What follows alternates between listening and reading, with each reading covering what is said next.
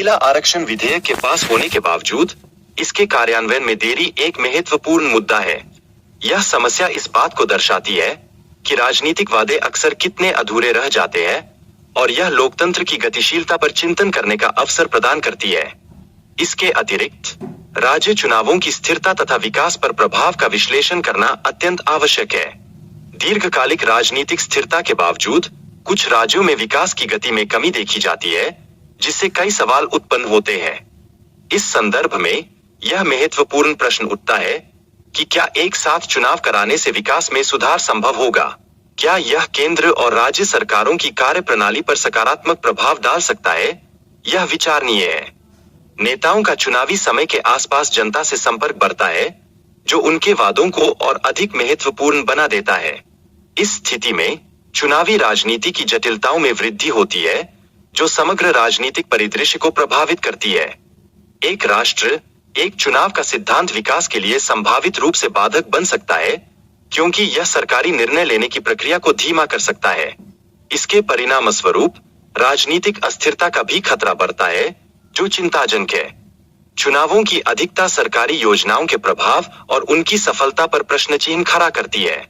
इससे आम जनता के विश्वास में कमी आ सकती है, जो लोकतांत्रिक प्रक्रिया को कमजोर करती है। केंद्रीय सरकार का अधिकांश समय चुनावों में व्यतीत होता है, जो नीतिगत निर्णय लेने की क्षमता में बाधा डालता है। यह स्थिति चुनावी राजनीति के व्यापक प्रभाव को स्पष्ट करती है, जो दीर्घकालिक विकास के लिए चुनौती प्रस्तुत करती है।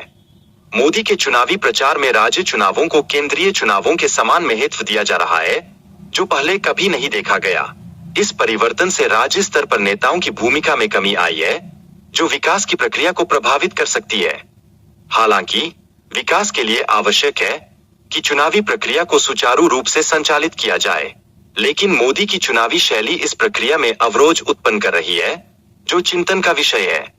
एक राष्ट्र एक चुनाव का विचार अतीत में कई बार उठ चुका है, लेकिन इसके कार्यान्वयन में कई चुनौतियां मौजूद हैं।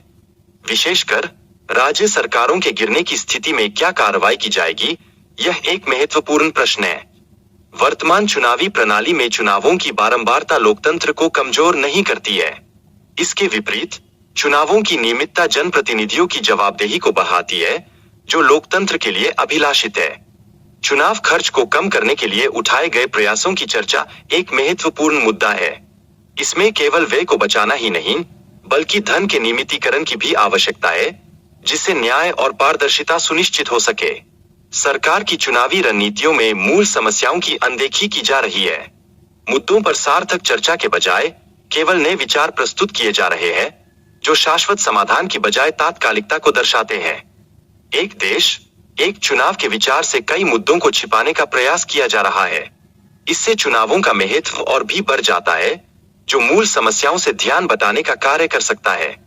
सरकार की योजनाओं को चुनावों से जोड़कर प्रस्तुत किया जा रहा है, जिससे यह संदेश मिलता है कि हर निर्णय राजनीतिक दृष्टिकोण से प्रभावित होता है। यह स्थिति चुनावी प्रक्रिया की निष्पक्षता पर सवाल उठाती है। इस विषय पर पूर्व चुनाव आयुक्त SY कुरैशी द्वारा उठाए गए सवाल इस बात को स्पष्ट करते हैं कि चुनावी सुधार की आवश्यकता अत्यंत महत्वपूर्ण है। यह लोकतंत्र की मजबूती के लिए एक आवश्यक कदम है। हाल के वर्षों में चुनावों के विभिन्न चरणों और उनके समय अंतराल के कारण राजनीतिक प्रक्रिया में स्थिरता की कमी देखी जा रही है। यह अस्थिरता हमारे राजनीतिक तंत्र की दीर्घकालिक प्रगति के लिए निराशाजनक हो सकती है। एनडीए सरकार की कैबिनेट द्वारा एक साथ चुनावों के आयोजन के लिए जो सिफारिशें स्वीकार की गई है, वह राजनीतिक दलों के बीच व्याप्त मतभेदों के बावजूद एक महत्वपूर्ण पहल मानी जा सकती है। हालांकि रिपोर्ट की लंबाई और इसके पूर्व राष्ट्रपति द्वारा नेतृत्व पर उठाए गए सवाल सामूहिक चिंता का विषय है, जिन्हें उचित नहीं माना गया है। ऐसा कदम लोकतांत्रिक प्रक्रिया के मूलभूत सिद्धांतों के खिलाफ जा सकता है। एक राष्ट्र एक चुनाव का विचार चुनावी प्रक्रिया में जटिलताएं उत्पन्न कर सकता है, जैसे कि एक साथ 5000 लोगों का चुनाव करना। इससे सुरक्षा और प्रशासनिक समस्याएं जन्म ले सकती है, जो लोकतंत्र के लिए खतरा है। इस योजना के तहत खर्च कम करने का दावा किया गया है, लेकिन वास्तविकता यह है कि इसमें भारी खर्च होगा, जिससे नागरिकों पर बोझ पड़ेगा। यह डिमोनेटाइजेशन के समय में आई समस्याओं की याद दिलाता है, जो समाज पर नकारात्मक प्रभाव डालता है।